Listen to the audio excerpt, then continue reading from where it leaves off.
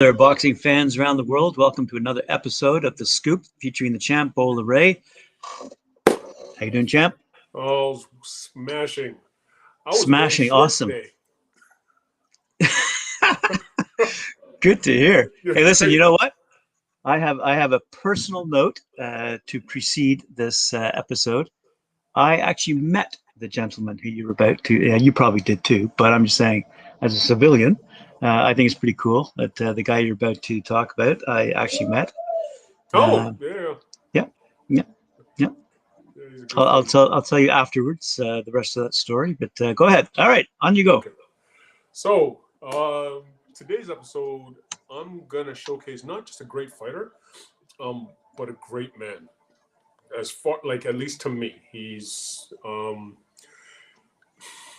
was a father of four sons, but only one is with us today, uh, tragically. Um, Even though he was never a world champion, he actually is the only man, the only Canadian to have won the Canadian heavyweight title, questionably more than me, with anywhere from three times being champion to five, depending on who you ask. Uh, yeah, my name is Bola Ray, and this is the scoop. So, born September 12th, 1967, right here in Toronto, to two Croatian expats was none other than George Chuvalo. Boom, boom, George Chuvalo, that is.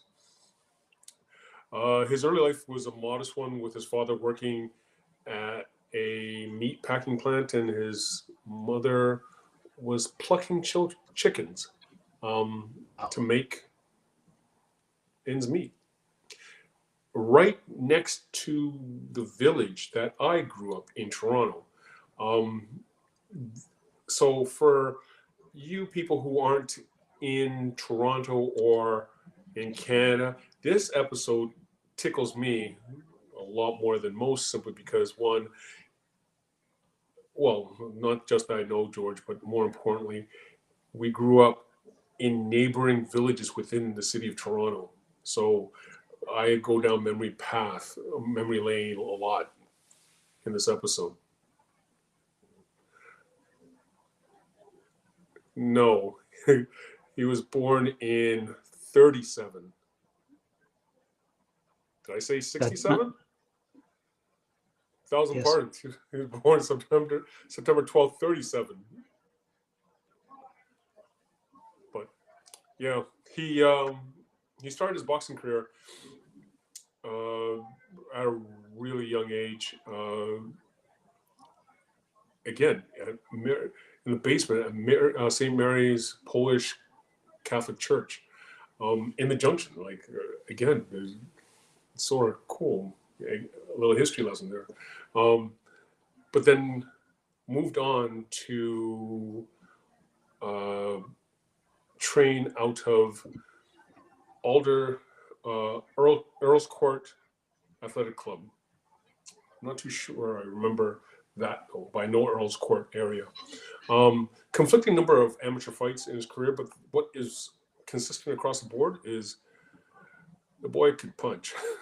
he had a lot of knockouts and a lot of power.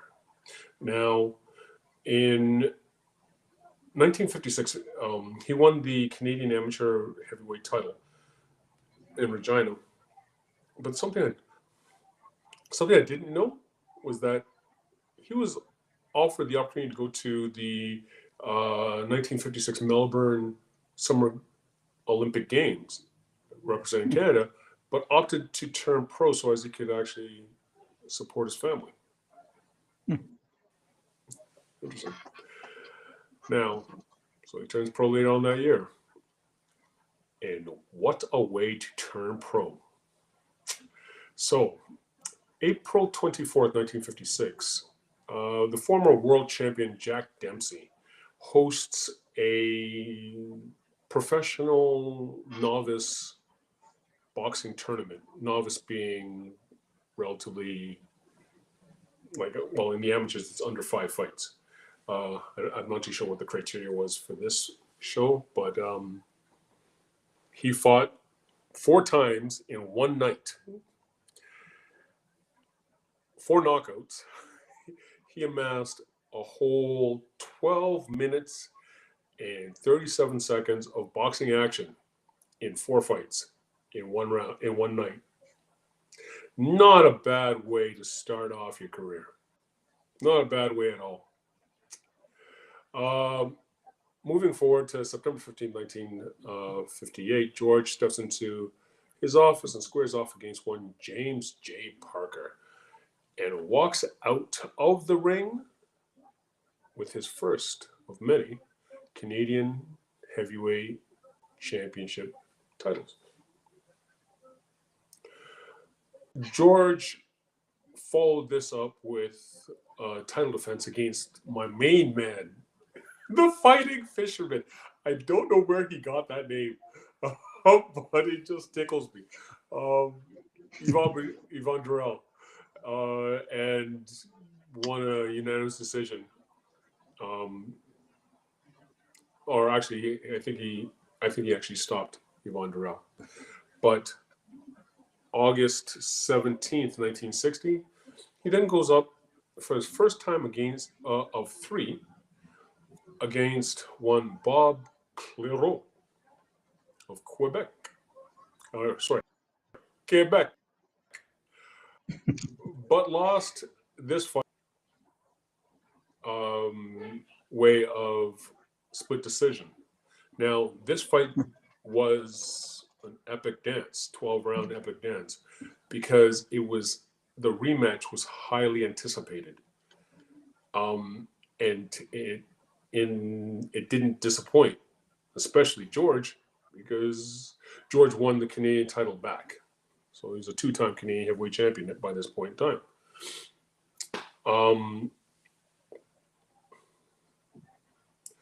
George goes on to fight or defend his title one more time against Mr. Clairot, but the following year, it wasn't meant to be. And he loses again due to a split decision. Now, history has it that George has another fight post this, where George has been disqualified because of headbutting. So I think those 2 losses back to back actually stung George a bit, and he announced his retirement for the first time. Now, 18 months later, he's back in the squared circle again, and George puts together a win streak of 5 fights over, I guess, pretty much the course of the year, with 4 knockouts, only to then go up against our good friend Zora Foley. Zora, well, he's way more experienced, way more higher boxing IQ than George at the time, and wins this fight relatively easy. George admits after the contest that Zora was way too experienced for him at the time. George kept his jab right in George's face the whole fight. It was just a simple strategy of just stick and move. And he refused to allow George to get inside close on him because he knew that it was curtains if he did. So, yay, Zora. George brushes himself off and gets back on the horse and puts together another string of knockouts, of course. And that's just how my main man rolls. One of these fights happened to be against Hugh Messier in Regina for the Canadian heavyweight title, of which George won for the third time. Now, after this, his next opponent is the legendary Floyd Patterson. Floyd wins this fight, unanimous decision, but what I found was noteworthy was that this fight took place February 1st, 1965. And early in the year, as most people know, February is. But it won Fight of the Year by Ring Magazine. It was that entertaining a fight. It was that action-packed a fight that I won Fight of the Year. There was nothing better all round for the rest of the year by Ring Magazine. 1965 saw George in action 7 times. This different times than today, because you don't see fighters fighting 7 times a year. I'd love to. It just doesn't happen. After the fights, he put together another string of knockouts, victories, only to run into Ernie Terrell for Ernie's WBA heavyweight title.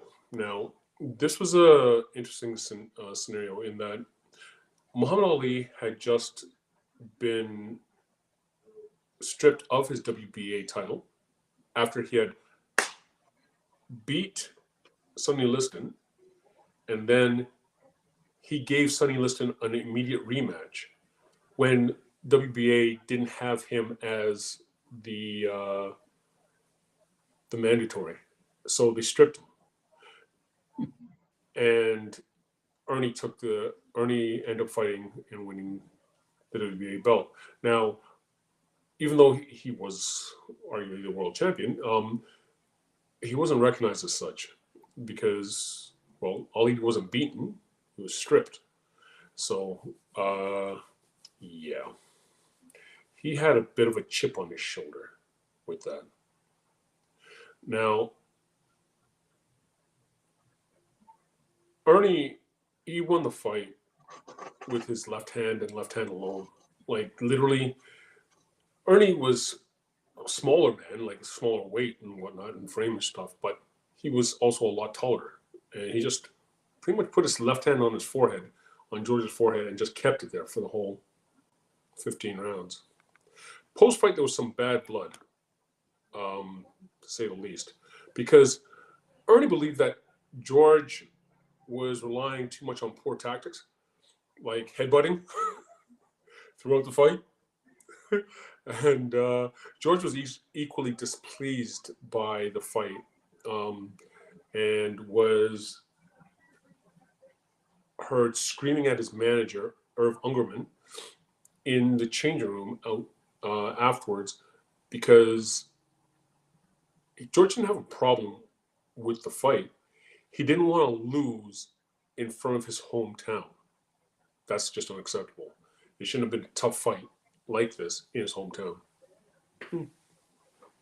So be it. March 29th, 1966, George finally meets up against the man himself, Muhammad Ali.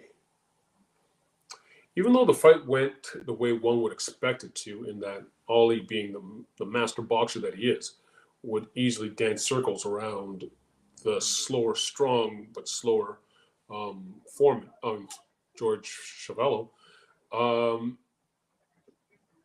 In researching for this episode, I was mildly impressed with the fact that George took that fight on 17 days' notice.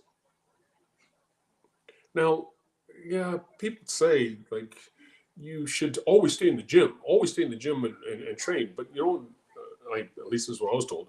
But the reality is that it's not always financially feasible.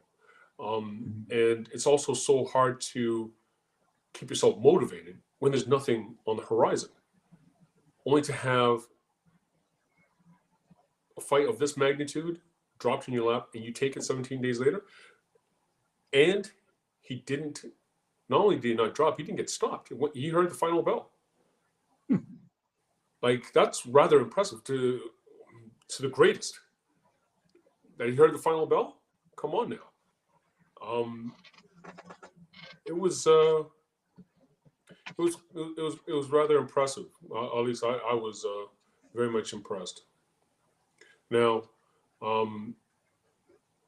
George finished out 1966 with 10 fights, 7 wins, and all 7 were by knockouts.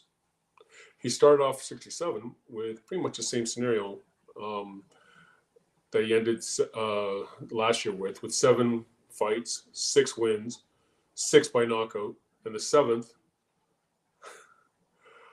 was up against none other than Smoking Joe Frazier. Wow.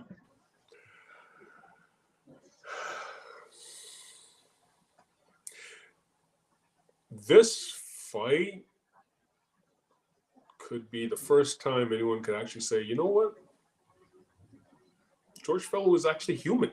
Like, what do you want from the guy? You know? Even though George was bigger and stronger than Joe Frazier was a bad man. To say the least. He ended up breaking George's orbital bone in the 4th round, and that was the end of the fight.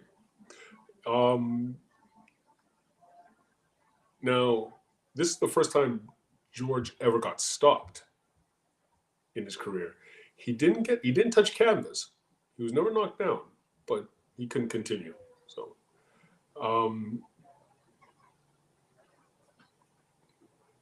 he healed. He moved forward.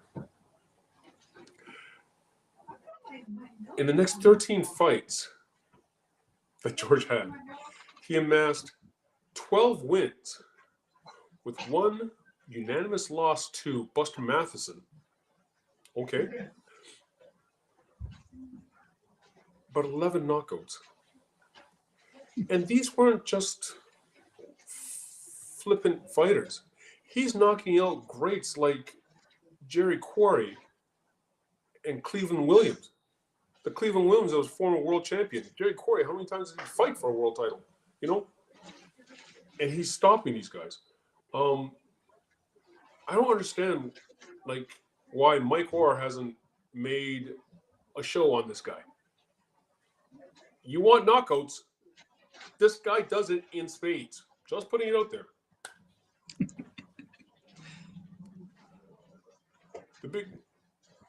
He then goes up against the juggernaut of all juggernauts after this 13 fight streak in Big George Foreman.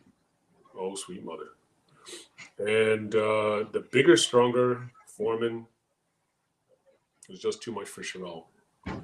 He put an unbelievable beating on Chuvalo, where Chuvalo was in the corner, turtling, and the referee mercilessly called the fight in the 3rd round.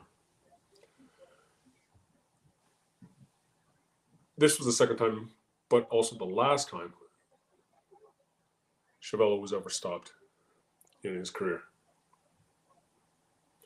Chuvalo got back on the horse, and he's doing what he loves, amassed another 8 wins in 9 fights with 7 knockouts, only to go up against the man himself, Muhammad Ali.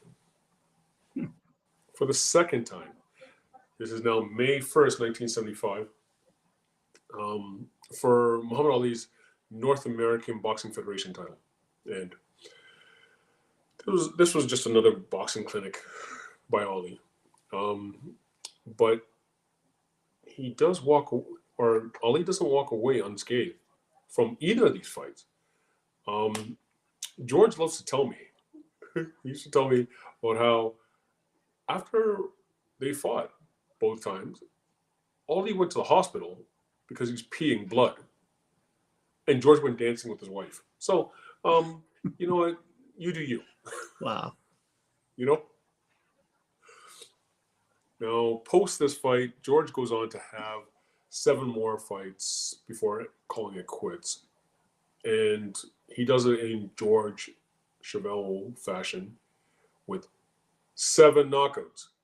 He doesn't get bored of this. It's just, it was an amazing way to finish off a 22-year boxing career. The amount of times that he fought the Canadian, as the Canadian heavyweight champion, is up for debate. Some articles say 3. BoxRec has them 4, maybe even 5. His final fight was for the title, and he went out on top. I don't know if you can ask for much more. It was just a fitting touch, a fitting send off for such a legend. So now, life after boxing wasn't that kind to George. George's youngest son became addicted to heroin after a motorcycle accident. And he was using it for pain relief. Now, he ended up committing suicide March 18th, 1985 at the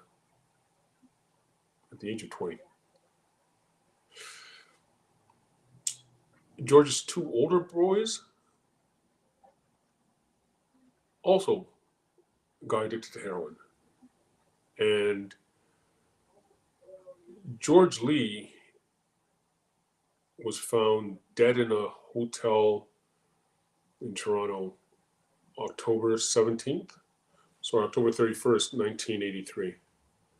1993. This was bad. This is real bad. And it was really hard on George's wife, Lynn, who ended up taking her own life 2 days later with a drug overdose with prescription drugs.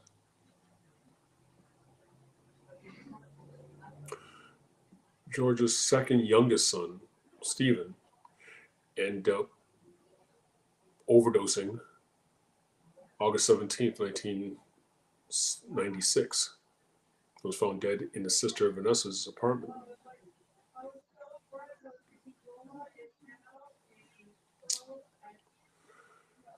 Couple this with the death of his granddaughter, who died at an incredibly young age of 30 by the hands of cancer.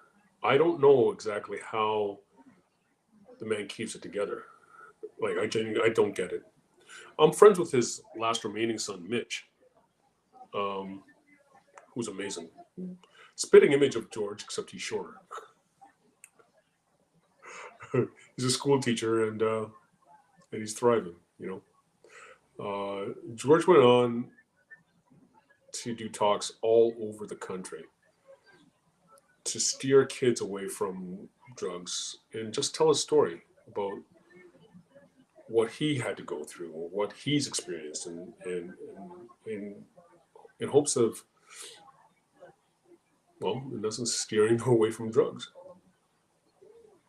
The pain. I remember hearing him talk about what he misses most. One of the things he misses most is not being able to smell his loved ones. Just touch them, hold them, smell them. Like, it'll never come back. It's the smell. The scent is in his head. It'll always be with him, but yeah, it's a hard go. Now, thankfully, George is still with us today, but unfortunately, he's suffering from late stages from dementia. He doesn't remember who we are anymore, but we will never forget him for many reasons. He was just a phenomenal fighter, a great man outside the ring. Again, to me, he was a great man outside the ring. We even went so far as to find ourselves on movie films, on movie sets, television sets. He dabbled in film for a bit too. Like, he was just a great guy who was always had time to sit down and talk to you. especially if you're a young fighter. Oh my God. If you're a young fighter, he's more than willing to sit down and talk to you. Always willing to sit there and take pictures with fans and what have you.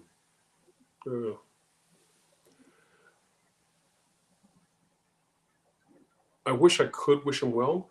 I know that it doesn't look good for him, but I just want to say thanks. And yeah, that's my show. So if you like this show, please hit the like button and subscribe. Don't forget the notification bell. It's your boy Bola, and that's the scoop. Thanks very much, Ray. That's a heartfelt and touching story, I must say. George Chuvalo is a great Canadian fighter, champion of not only human rights, but trying to save those young people and get them on the right track. Absolutely. He's got a great story to tell, and not many people can tell it the way he can tell it, going up against the greats back in the day and surviving what he survived. It's truly an incredible story. Yeah. And we all wish him well in his, let's admit it, his last days. But anyway, thanks again for sharing that. My story pales in comparison. I was a lowly busboy in a restaurant at the Holiday Inn out by Oshawa, and it was a Sunday night, a very quiet night in the restaurant, and all of a sudden we had 10 people pile in just like that. Boop. And the waitresses were buzzing around, and the maitre d' came over to me and he goes, "Do you know who that is?" And the maitre d' was, you wanted to call a cricket? He was a cricket. He was like 5'0", but a great maitre d'. A great maitre d'. He taught me a lot of things as a 17, 18-year-old kid. Anyway, he goes, "You know who that is?" And I go, "No, I don't." Because we were quite used to having a lot of relatively famous people eat at the restaurant because it was the only hotel in the whole, at that time, in the whole Durham region. And back in the day, they used to have up at Mosport the Formula One races. So we used to get a lot of very famous Canadian international racers like AJ Foyt and Ernst Senna, a lot of really famous Formula One races. Anyway, one matter is we didn't make a fuss of the famous people when they came in. So he goes, "You know who that is?" I said, "Nope." He goes, "That's George Chuvalo." So anyway, all I only knew, because remember, this is like 1978. I was just about to go to university, so just a couple of years after his Muhammad Ali fight. So I certainly know who George Chuvalo was, but I didn't recognize him. So anyway, I'm helping with the serving at the table. I mean, like everyone else was, and I asked the maitre d', Vino. I said, "Vino, can I get his autograph?" "No, you cannot get his autograph. We are professionals." And we do. Says, "Oh, come on." So I didn't get it. I didn't ask. But I'll tell you, incredibly pleasant man, a gentleman, very polite, please and thank you. And it's something that you remember, something that you say, "Wow, what a great guy." Yeah. And to this day, I can recall that story very easily because it's quite a memory, for I don't know how many years ago, but there it was, 1978-ish, in that restaurant. And he was such a gentleman, and he was so nice and so polite. And he had an entire entourage who was trying to, engage him and talk to him. And yet he had all the time in the world for me. And I was just serving meals and serving whatever, and just being polite with him back, and not trying to let it be known that, "Hey man, I'd really like your autograph," but I never got it. And later on in life, I went on to meet many other famous people, and in my entire life, of all the famous people I ever got the autograph for, was one when I was interviewing Anne Murray. Because my best friend, Tim, his mother wanted Anne Murray's autograph. So I did ask for hers. And the other was a band called The Cure, who, that's a long story. But those are only two people. So of all the very, very famous people I met in my lifetime, I only asked for 2 autographs, and those were the 2 people. But I had the opportunity to ask George Chuvalo for his because he was being so nice to me, so kind to me. It would have been just like that. But my maitre d' was on my shoulder, flitting about, and there's no way in the world he was going to let me, kowtow and bow down and say, "Please, sir, can I have your autograph?" He wasn't going to allow it. We were professionals, and it was what they call a friend. George would have totally done it. Oh, absolutely, he would. If he would have said, sit down here, and who's got a camera? That's what he would have said. I guarantee it. Yeah. I guarantee it. Yeah. He's a really good guy. He really was. He was very, quite frankly, entertaining. He was the life of the party. And these guys weren't drinking. They were on the stop. I think they were coming from Montreal on their way to Toronto. So they were just stopping in for dinner on their way back. And it was a really memorable visit. So they weren't getting hammered or anything like the F1 racers. But anyway, so just short little tag on to the end of this conversation. He was indeed a great guy. You know him. And you know his kid Mitch. That's I'm sure you know his daughter Vanessa as well. But the point is, great guy, and boy, you know, when things go wrong, they really go wrong, and boy, did they go wrong for him. Yeah, too bad, man. Too bad. Anyway, great story. Thanks very much again, and thanks very much. Good viewership for watching, hanging in there, listening to my babble. We'll see you tomorrow night, Ray, on Friday night, and wind out our series on those who impacted Muhammad Ali and enabled him to become the greatest. George Chuvalo was certainly part of that crew. And we enjoyed listening to that story. Thanks very much, Ray. Appreciate it. We'll see you tomorrow night. Cheers. Like, share.